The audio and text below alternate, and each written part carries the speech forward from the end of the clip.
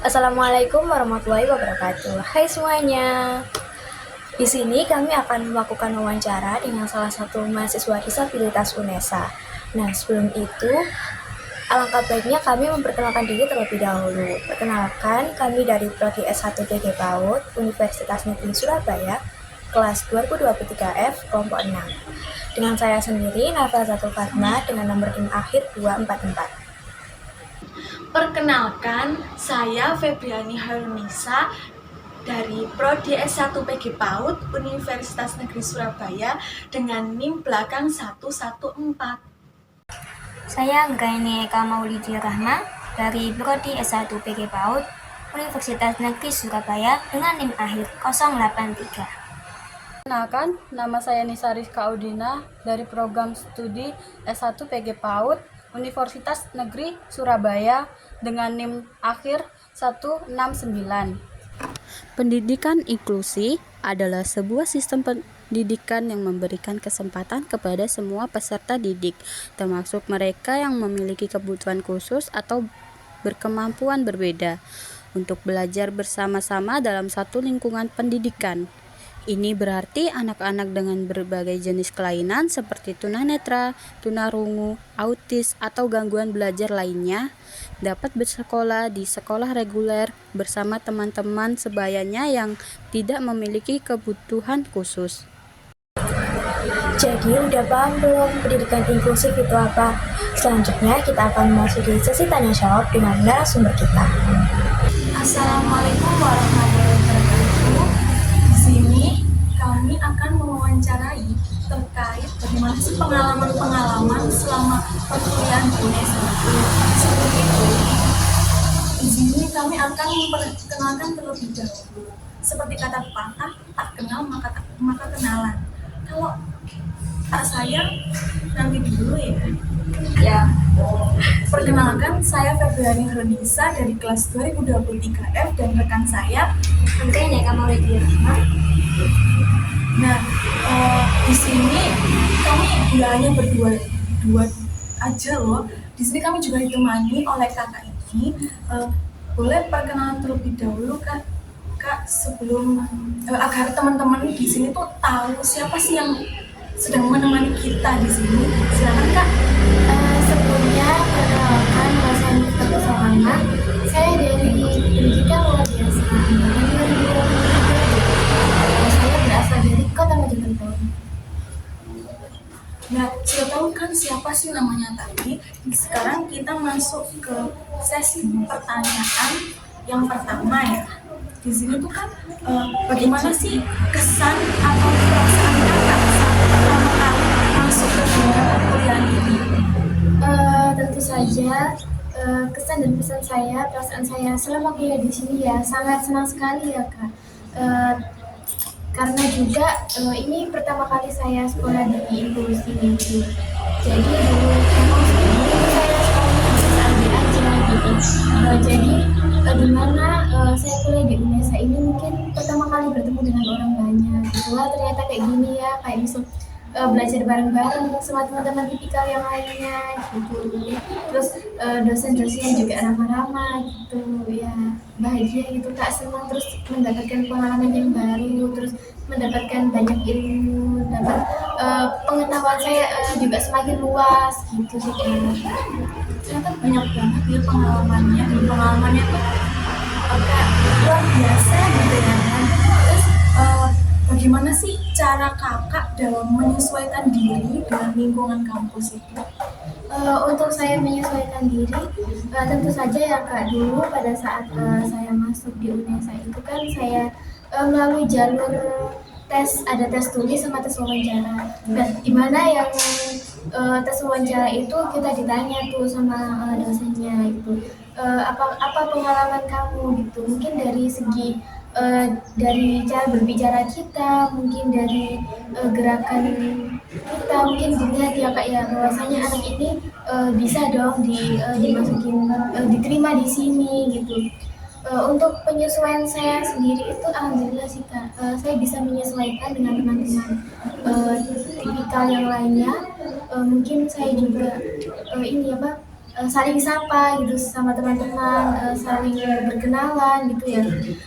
Saya juga berusaha untuk Pertanyaan selanjutnya, selama proses perkuliahan ini tuh apakah ada alat bantu atau teknologi yang sangat membantu kakak dalam belajar? tentu saja ada dong Kak gitu. Alhamdulillah sekarang semakin tahun kan zamannya kan semakin canggih ya Kak gitu. Teknologi juga semakin luas gitu. Jadi apa sih kita udah tidak ada beralasan lagi untuk nggak bisa ini, nggak bisa itu apa ya? Alasan yang sangat nggak jelas gitu loh, karena sedangkan teknologi kan udah sangat bagus sekali, udah canggih gitu Kak. Tentunya di sini saya kalau perkuliahan mungkin kakak penasaran kali ya Kak ya, kayak bagaimana sih saya mengerjakan tugas sehari-hari untuk pengerjaan kuliah gitu ya Kak ya. Nah mungkin ini saya juga pakai laptop.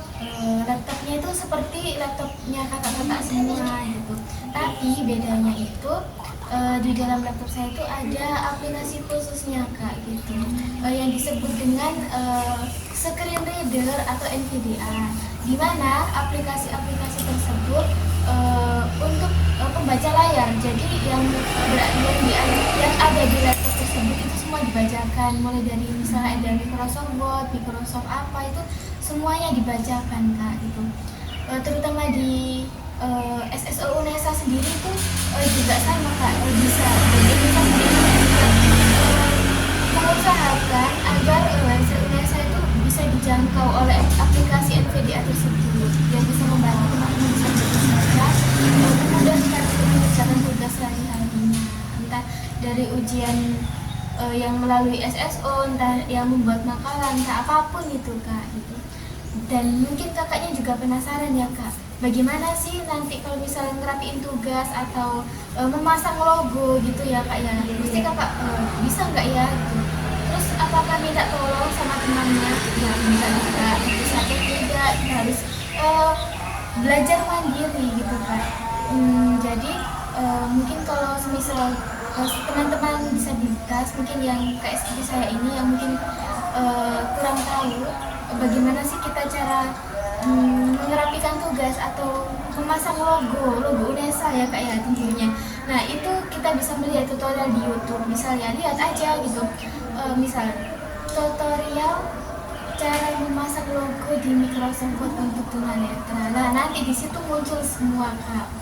Itu banyak sekali teman-teman disabilitas netra yang memang mereka itu sudah pintar, terus mereka itu membagikan tutorialnya di YouTube. Itu ada di YouTube, ada Dunia Netra sama Hadiah Netra gitu.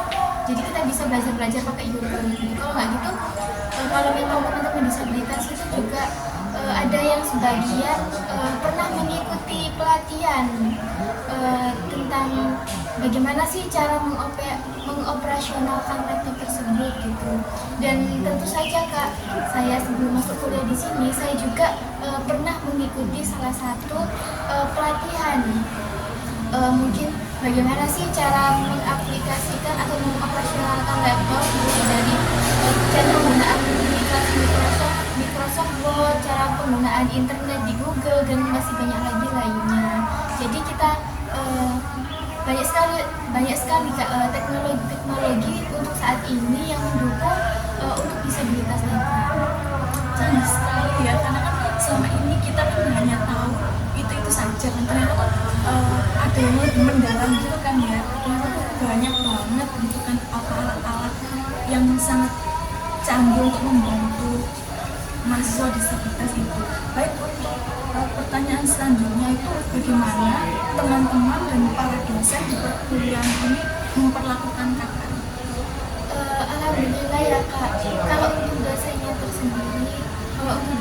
sendiri itu bagaimana dosen tersebut itu menyesuaikan dengan kebutuhan belajar siswa mahasiswanya.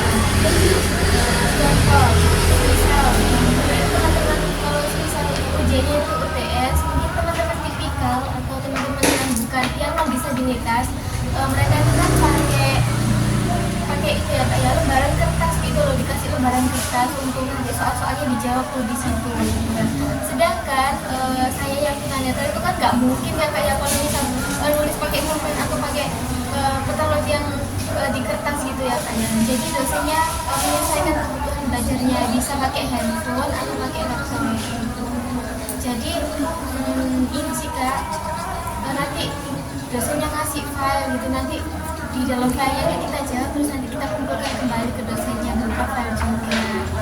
Jadi dosennya juga baik-baik sih Kak, berusaha memahami yang berusaha memahami yang memiliki disabilitas, mahasiswa yang disabilitas apapun itu, netra, tunarungu, tergantung disabilitasnya Kak ya. Setiap orang kan memiliki kebutuhan belajarnya masing-masing.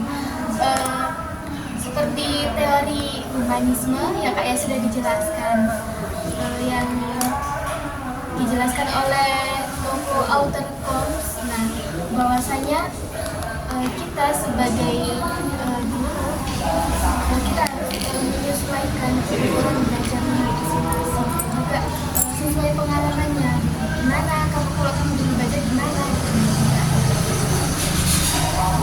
Tadi kan sudah dijawabkan ya bagaimana teman-teman dan para dosen dalam memperlakukan. Sekarang apakah ada tantangan atau kesulitan yang kakak hadapi selama berkuliah? Tentunya tantangan ada sih Kak gitu, tapi nggak terlalu banyak sih, terutama di ini sih mungkin dalam segi pertemanan. Kalau dari segi fasilitas, kalau khususnya di pendidikan saya itu aman-aman aja. Mungkin kalau dari segi pertemanan mungkin masih ada beberapa teman yang mereka itu masih apa ya, terpaksa gitu menerima temannya kita yang disabilitas gitu. Tapi saya tahu kok gitu, nanti teman-teman pasti maulah menerima kita gitu, saya yakin banget. Terutama kalau di kerja kelompok Kak, biasanya tuh sedih banget rasanya gitu kan, rayaan pada nggak mau di kelompok kayak semua disabilitas. Tapi di sini mungkin dari salah kita atau gimana, saya juga nggak tahu ya Kak gitu. Tapi saya dan teman-teman berusaha semaksimal mungkin untuk kerja kelompok untuk membantu dan berkontribusi semampu kita gitu. Dan juga mohon maaf untuk teman-teman sekalian. Baik, untuk pertanyaan selanjutnya akan disampaikan oleh rekan saya Lydia. Baik, selanjutnya itu tadi kan sudah Bapak jelaskan ya tentang tantangan yang Bapak hadapi selama kuliah. Nah, bagaimana sih cara Bapak mengatasi tantangan tersebut? Untuk saya menghadapi tantangan tersebut, saya akan memberanikan diri Kak, untuk bertanya ke teman saya mungkin, contohnya gini guys, kenapa aku masih kurang Kak kontribusinya? Gak apa-apa, nanti aku coba aja gitu. Nanti kalau misal kurang, nanti aku berusaha semaksimal mungkin untuk membantu sebisa aku gitu. Jadi apa ya Kak ya, saya berusaha membuat teman-teman saya nyaman sih Kak, agar saya juga saya pun juga nggak mau Kak dipikir kalau saya tuh terlalu merepotin buat teman-teman gitu Kak. Jadi yang saya mengatasi itu ya dengan seperti itu, mungkin saya beranikan diri untuk tanya sama teman-teman gitu, kenapa, alasannya kenapa kok ini kalian kayak gitu, kenapa, apakah ada yang salah gitu. Sebenarnya saya nggak berani sih Kak, tapi ya biasanya saya beranikan diri untuk tanya gitu, soalnya kan demi kenyamanan bersama gitu. Untuk selanjutnya itu bagaimana, apa yang membuat bahagia nyaman sama kuliah? Yang buat saya bahagia itu banyak sih Kak. Saya di sini itu menemukan ilmu yang banyak, saya juga mendapatkan ilmu yang apa ya, yang luas kan. Terus saya juga mendapatkan ternyata dosen-dosennya di sini. Terus saya juga mendapatkan sesuatu yang dulunya belum pernah saya dapatkan. Itu sempat saya bahagia. Terus saya juga mendapatkan juga bisa mengikuti kayak organisasi-organisasi yang di Indonesia kayak ada ini ya Kak, ada MTQ, ada apa itu bisa. Dan alhamdulillah sih boleh itu Kak. Selanjutnya itu bagaimana sih cara sosialisasi ke lingkungan sekitar, terutama dengan teman sebaya? Apakah ada hambatan dalam sosialisasi tersebut? Iya sih Kak, kalau hambatan mungkin ada ya, tapi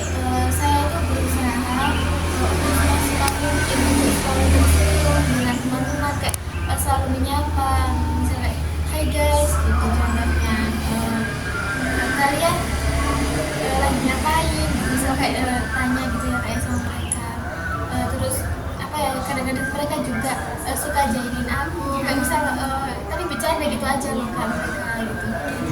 Tapi yang juga ada teman-teman yang memang mereka tuh masih susah menerima kita gitu. Jadi mungkin yang bersosialisasi kan mungkin nggak hanya saya aja ya Kak, mungkin dari teman-teman juga ya, apa ya, imbangi lah istilahnya. Tapi saya berusaha semaksimal mungkin untuk bersosialisasi dengan teman-teman yang baik. Selanjutnya, fasilitas apa sih yang disediakan oleh UNESA ini dengan mahasiswa yang disabilitas dalam proses belajar? Tentu saja banyak sih Kak fasilitas yang didapatkan, terutama yang mendukung pembelajaran di UNESA ini. Terutama di jalan-jalannya itu di PLB itu sendiri kan ada ya Kak ya, jalan untuk tunanetra yang disebut dengan guiding block, atau kalau teman-teman non disabilitas itu PLB itu katanya garis kuning-kuning gitu ya katanya. Iya. Nah, itu juga salah satu memudahkan untuk teman-teman tunanetra menuju ke kelasnya masing-masing. Itu kan ada jalurnya ya Kak ya. Terus di setiap itu kelas itu kan ada tulisan braille-nya, bisa kuliah ruang bapak terus untuk untuk anak yang tunadaksa itu bisa juga bisa Kak, karena kan juga ada rak tangganya di situ yang jalannya lurus gitu. Kalau kuliah pada saya kan sudah 1 tahun ya Kak di sini. Saya sekarang sudah kerja sambil belajar. Jadi selama pembelajaran yang saya alami tidak ada hambatan sih Kak, apalagi yang membahas terkait dengan fasilitas. Itu fasilitas yang disediakan oleh UNESA. Selanjutnya, apa sih yang bisa diperbaiki dengan membantu UNESA untuk lebih memudahkan calon mahasiswanya disabilitas di masa mendatang? Nah katanya UNESA ini kan inklusi ya Kak gitu. Nah nanti sedangkan teman-teman disabilitas ini kan mereka berhak untuk mendapatkan pendidikan sesuai peminatan mereka, sesuai apa yang diinginkan oleh mereka gitu. Nah yang saya pertanyakan itu yang fasilitas dan ramah fasilitasnya yang ramah disabilitas, tapi kayaknya di PLB aja sih Kak gitu, yang kayak dari SDS, dari BK, dari apapun itu ya kayak itu kayaknya belum ada fasilitas yang kayak contohnya disabilitas pengen nantinya pengen jadi penerjemah translate dari Inggris ke Indonesia gitu. Nah mungkin mereka kan butuh kuliah yang jurusan sastra Inggris gitu ya, sedangkan di LBS itu tempatnya serem banget Kak, saya pernah main ke sana gitu. Kalau bisa itu juga semua dong dibuat inklusi gitu, namanya juga UNESA inklusi gitu ya Kak. Selanjutnya, ini pertanyaan terakhir. Apakah ada saran untuk calon mahasiswa disabilitas yang ingin mendaftar di UNESA pada masa yang mendatang? Untuk saran, kalau di ini ya Kak ya, kalau di UNESA sendiri ini kan sudah ada jalurnya ya Kak, melalui disabilitas gitu. Terus kalau untuk saran saya nanti untuk teman-teman disabilitas yang mungkin mau masuk di UNESA sini ya Kak, jangan lupa nanti mereka diperbanyak mengenai pengetahuan teknologinya gitu nanti, agar agar mudah nanti pada saat ditanya-tanya sama dosennya di tes gitu. Soalnya dulu saya juga ditanya loh teman-teman sama dosennya gitu, apakah kamu bisa menggunakan teknologi gitu, kayak di tes gitu semua kayak tentang Microsoft Word, terus tentang menulis di Microsoft Word, terus tentang browsing materi di Google dan masih banyak lainnya. Terus dan juga orientasi dan mobilitas teman-teman, jangan lupa juga ya tentang bagaimana sih kamu itu bisa merawat diri kamu sehari-hari ini. Baik, dari hasil wawancara ini kita jadi tahu banyak hal ya teman-teman, mulai dari pengalaman-pengalaman Kak Miftah serta fasilitas-fasilitas yang disediakan oleh UNESA. Ternyata kita sudah di penghujung wawancara ini ya Kak Lydia dan Kak Miftah ini ya. Terima kasih banyak atas waktu dan kesediaannya Kak Miftah untuk berbagi informasi dengan kami hari ini. Kami sangat menghargai antusias dan jawaban-jawaban yang telah diberikan oleh Kak Miftah ini. Kami sangat berterima kasih banyak karena Kak Miftah ini sudah mau gitu untuk kami wawancarai terkait pengalaman-pengalaman serta fasilitas-fasilitas yang disediakan UNESA untuk mahasiswa disabilitas ini. Terima kasih banyak Kak. Oke, sama-sama Kak. Jadi, pendidikan inklusif bukan hanya tentang mengakomodasi setiap anak dengan cara yang sama, tetapi tentang menghargai perbedaan, memberikan kesempatan, dan juga membangun rasa saling menghormati di lingkungan belajar. Nah, dengan mendukung pendidikan inklusif, kita membantu anak-anak, baik yang berkebutuhan khusus maupun tidak, untuk tumbuh menjadi generasi yang lebih peduli dan juga empati. Terima kasih sudah menyaksikan video kami. Semoga informasi yang kita bahas bisa bermanfaat dan juga menginspirasi kita semua untuk menciptakan lingkungan pendidikan yang inklusif dan ramah untuk semua. Sampai jumpa.